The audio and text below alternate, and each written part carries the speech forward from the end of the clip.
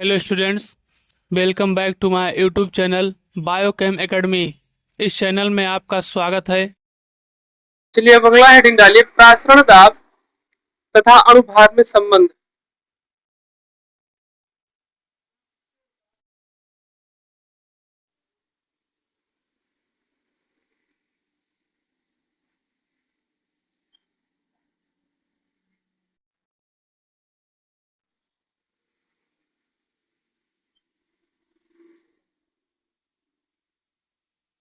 प्रासरण दाब तथा अणुभार में संबंध। ठीक है, और इसमें लिखिए थोड़ा बहुत फिर समझाए। लिखिए, यदि किसी विलयन में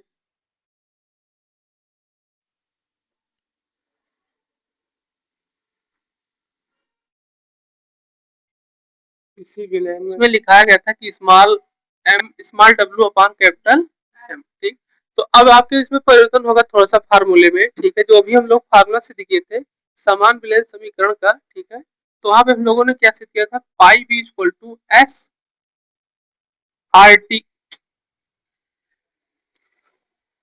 एन एस, हाँ, एन टी। ठीक है, ये हम लोग अभी क्या किए थे, फार्मूला से दिए थे pi equal to S N T. ठीक है, या एन एस टी, इस तरीके से क्या किए थे, इसको सिद्ध किए थे। तो यहाँ पर अब थोड़ा परिवर्तन क्या होगा कि यहाँ पर जो हम लोग अभी वहां एन मोलों की संख्या लिखे थे, तो अब जो नया फार्मूला बनकर आएगा अणुभार के साथ में। ठीक है, तो pi B equal to small W upon capital M S T. ठीक, इस तरीके से आपका नया फार्मूला बन के आएगा।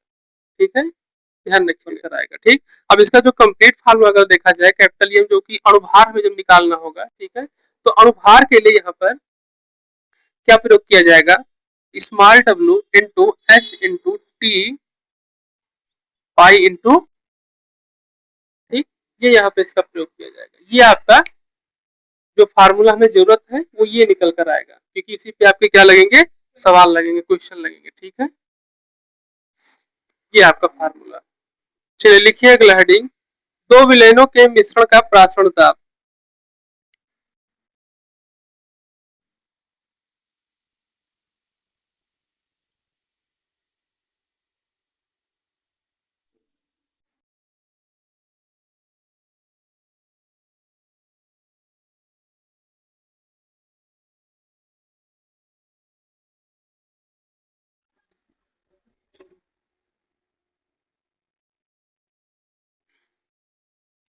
दिख रहा है इसमें।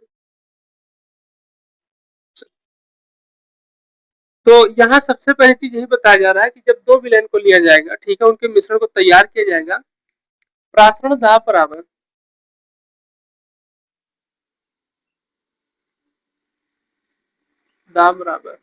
पाई वन व पाई टू। ठीक, तब pi one B one plus pi two B to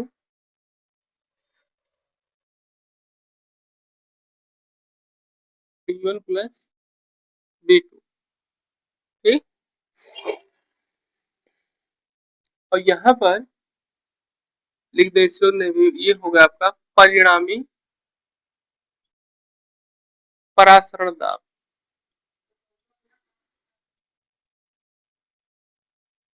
हाँ, रिजल्टेंट परासरण दाब इसको कहा जाता है। ठीक, अब फिर आगे जब होगा तब एन वन व एन टू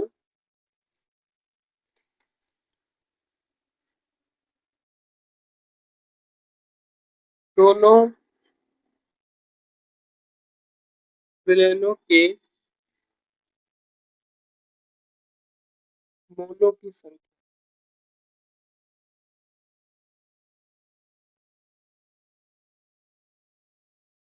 बी वन व बी टू दोनों विलयनों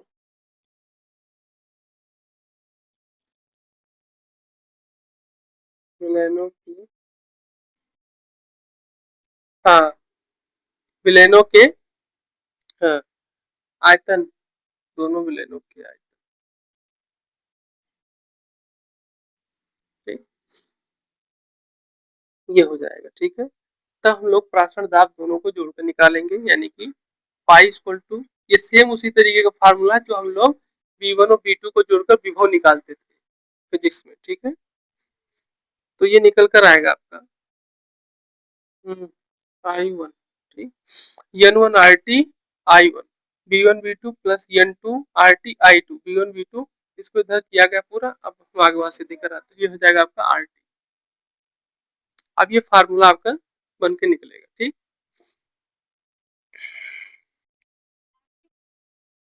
तो उसको कॉमन कर लिया गया। ये दो विलेन के मिश्रण पर प्राशर दाब का फार्मूला है।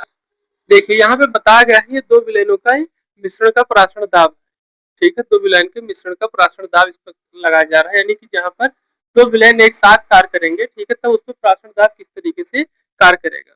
तो सबसे पहला दिया गया है प्राशर दाब आपको पाई 1 पाई 2, क्योंकि जिससे हम पहले ही आपको बताया था कि प्राशर दाब को किससे भेद किया जाता है, पाई से। ठीक है, तो ये आपका हो गया पाई 1 पाई 2। ठीक है, तब हम लोगों ने यहाँ पर क्या प्रयोग किए, जब विलेन होगा, ठीक है, तो उसपे कुछ ना कुछ आयतन भी होगा उसका। ठीक है, तो यहाँ पर हम लोग सबसे पहले जो ये आर पाई आर दिया गया है, इसको क्या कहा जाता है आपको, परिणामी प्राशर दाब से भेद किया। तो ये मतलब कि ये रिजल्टेंट तरीके से कार्य करेगा। ठीक है, पाई आर आपका यहाँ पे दिया गया है, परिणामी प्राशर दाब को बताया गया है। तब बता फिर आगे बताया कि जो आपका यहाँ पर N1 और N2 दिया गया है, ये क्या है, विलेन के मोलों की संख्या दी गई है।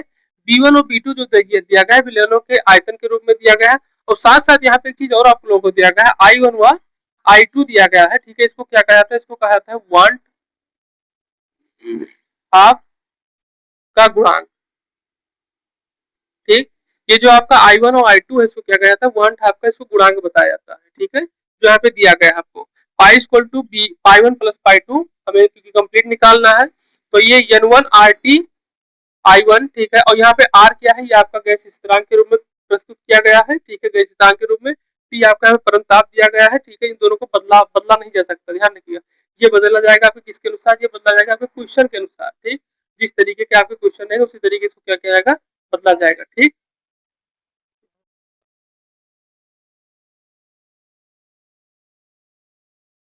ठीक।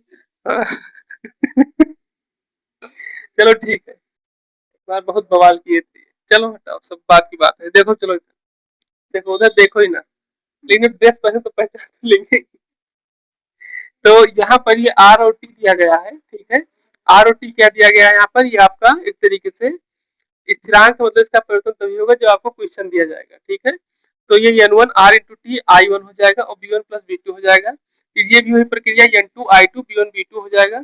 तो यहाँ पर हम लोगों ने इसको अलग कर लिया है। ठीक है, क्योंकि हमें क्या करना है, RT कॉमन लेना है। ठीक है, तो यहाँ पर N1 I1 B1 plus B2 plus N2 I2 RT B1 plus B2 के रूप में आएगा। तो यहाँ पे आपको N1, ठीक है, N1 आप जान रहे हैं क्या है, मोलों की संख्या। I1 आप जान ही रहे हैं क्या है, वन हाफ का गुणांक है। ठीक है, और B1 आप जान रहे हैं क्या है, विलयन के आयतन के रूप में लिया गया है, और ये आपका गैस स्थिरांक के रूप में लिया गया है, और ये आपका परम ताप के रूप में है। तो ये आपका फार्मूला बनकर आएगा किसके रूप में, दो विलयनों के मिश्रण का प्राशर ताप के लिए। ठीक, देख लीजिए, कोई समस्या हो तो बताओ, फिर आगे बढ़े। ठीक, तो यहाँ पर प्राशर दाब तथा विभिन्न अणुसंख गुणधर्मों में हम लोग क्या करेंगे, संबंध ज्ञात करेंगे।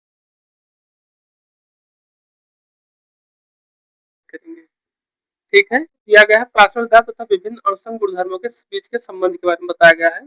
ठीक है, तो यहाँ पर अगर आप देखिए, तो ये तो आपका पाई दिया गया, हमें पता है क्या है, पाई प्राशर दाब है। ठीक है, ये जो इतना पूरा का फार्मूला कवर करके दिया गया है, ये फार्मूला आपका वाष्प दाब के अपेक्षिक अवनमन को पता करने के लिए बताया गया है। क्या बताया गया है, वाष्प दाब को हम शुरू में इस फार्मूले को बताया गया था कि ये वाष्प दाब के अपेक्षिक अवनमन को व्यक्त करता है। ठीक है, ध्यान रखिएगा। यहाँ पर जो ये दिया गया है आपको, ये वाष्प दाब के विलयन के रूप में बताया गया है। ठीक, और ये जो आपका दिया गया है आरटी, आपको पता ही है। ठीक है, ये डीआरटी जो यहाँ पे दिया गया है, ये हमने आपको बताया कि आर क्या है यहाँ पर, अभी बताया कुछ देर पहले, ये है विलयन स्थिरांक, अभी बताए हैं। और टी आपका परमताप, जब आपका अणुभार दिया गया है। तो ये पहला फार्मूला आपका जो यहाँ पे निकाला गया, ये है प्रासरण दाब और साथ साथ वाष्प दाब का अपेक्षिक अवनमन के बीच के संबंध को बताता है। पहला फार्मूला ध्यान रखिएगा, जब आपको क्वेश्चन कभी कोई ऐसे भी दिया जाएगा जिसमें आपको एक ही क्वेश्चन में दो दो चीजें निकालनी पड़ेगी, एक ही क्वेश्चन में दो दो चीजें क्या निकालनी पड़ेंगी, कि आप एक ही तरीके से प्रासरण दाब भी निकालिए। अरे अभी वो भी हम बता दे रहे हैं, काहे परेशान और फिर उसी के तरीके से यहाँ पर प्रासरण दाब की जो तरीके से यहाँ से फार्मूला दिया गया है, क्या दिया गया है, प्रासरण दाब को जो दिया गया है, तो ये जो आपको डेल टीबी दिया गया है, डेल टीबी क्या होता है, ये है क्वथनांक में उन्नयन। ये क्या है डेल टीबी, ये एक तरीके से ये है आपका क्वथनांक में उन्नयन, इसको लिखा है, ये फार्मूला लिखा है, तो ध्यान से रखिएगा यहाँ पर डेल टीबी ये क्या है, क्वथनांक में उन्नयन लिख लीजिए, चाहे नहीं भूल जाए क्या है। और DRT फिर पूरा दिया गया है, ये गैस में स्थिरांक दिया गया है, विलयन में स्थिरांक, टेम्परेचर 1000 और जो केबी दिया गया है, ठीक है, उन्नयन स्थिरांक व्यक्त करता है, क्या व्यक्त करता है, केबी, केबी व्यक्त करता है मोलल उन्नयन, उन्नयन स्थिरांक, ध्यान रखिएगा, ठीक है, ठीक, ये केबी व्यक्त करता है मोलल उन्नयन स्थिरांक, डेल टीबी व्यक्त करता है क्वथनांक में उन्नयन, ठीक है, और फिर उसके बाद 1000 के साथ इसमें आपके मल्टीप्लाई जो दिया गया, ये सब फार्मूले हम सिद्ध कर चुके हैं, ठीक।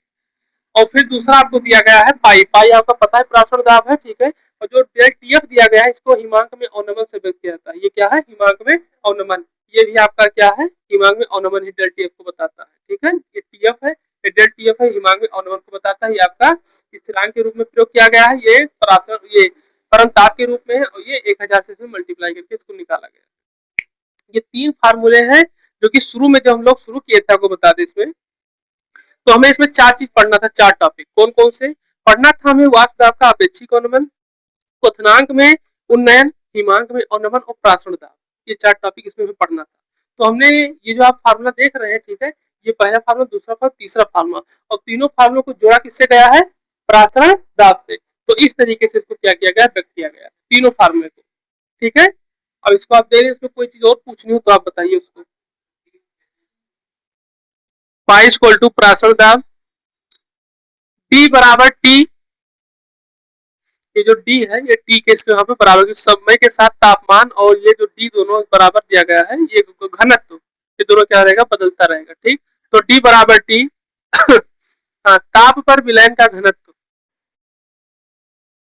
टी बराबर टी ताप पर विलयन का घनत्व,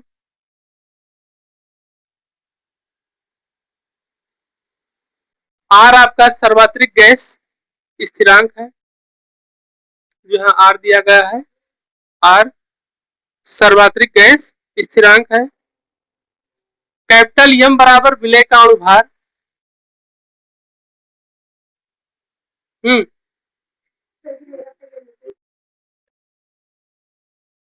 विलय का अणुभार, फिर दिया गया है केबी, आपका केबी है मोलल उन्नयन स्थिरांक,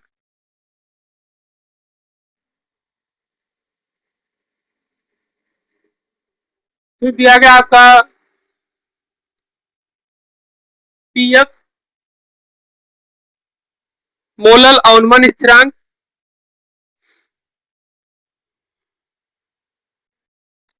मोलल अवनमन स्थिरांक, फिर आपका कहीं लिखा होगा ये पीए, पीए विलायक का वाष्प दाब, विलायक का वाष्प दाब, और फिर दिया गया है पी डिग्री ए, पीए डिग्री के रूप में दिया गया है ऊपर, यहाँ पर पीए डिग्री के रूप में, ठीक है, ये आपका हो गया पूरा, ये आपका संबंध होगा, ये आपका फार्मूला हो गया जो प्रासरण दाब और तीनों के लिए क्या है, कार्य करता है, ठीक। तो चले अब आगे बढ़े, चैनल को लाइक करें, सब्सक्राइब करें, शेयर करें और कमेंट करें। The top important concept is coming up next. Subscribe now to the Biochem Academy. Don't miss it.